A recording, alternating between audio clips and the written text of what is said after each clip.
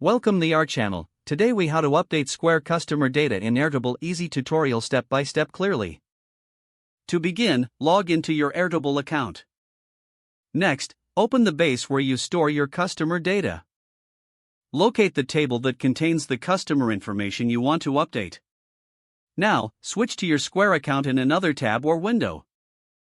Find the customer details you wish to update in Square. Take note of any changes you need to make. Return to your Airtable tab.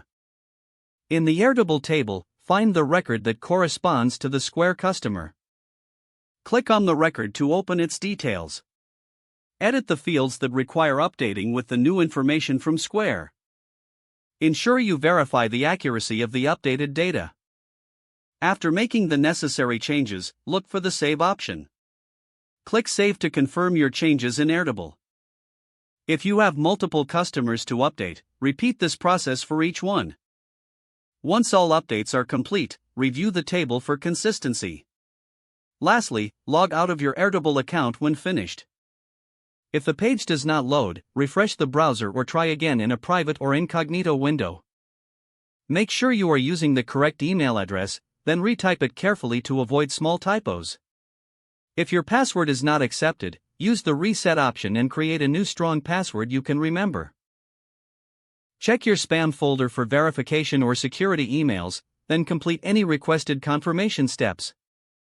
Enable two-factor authentication if available to improve account security and reduce unauthorized access risk.